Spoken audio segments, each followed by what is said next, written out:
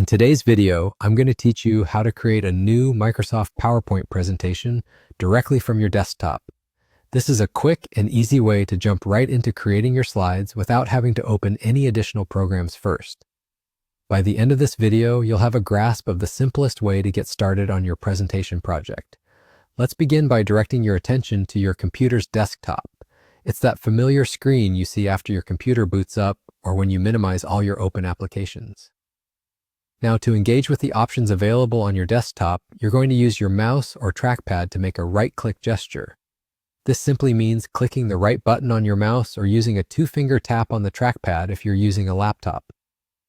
Right-clicking is going to bring up a context menu.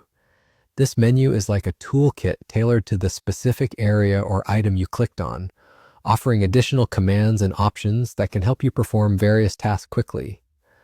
After right-clicking, your eyes will naturally gravitate towards the menu that appears.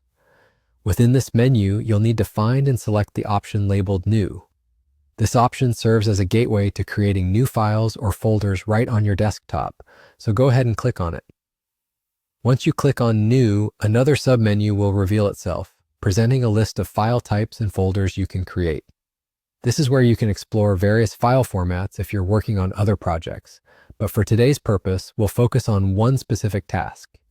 As you scan through these options, locate and click on Microsoft PowerPoint Presentation. With this final click, a new blank PowerPoint file will instantly appear on your desktop.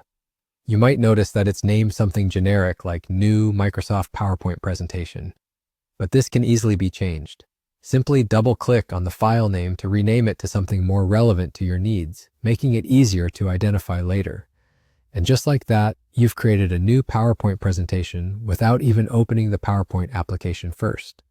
This approach is particularly handy when you want to organize your projects efficiently right from the start. Remember, you can use this method to create new files for other Office applications like Word or Excel as well, depending on your project requirements. So there you have it. You're ready to dive into designing and organizing your next presentation with this simple desktop shortcut. I hope you found this guide helpful. If you did, feel free to like, subscribe, or share this video with someone who might find it useful. Thank you for watching and happy presenting.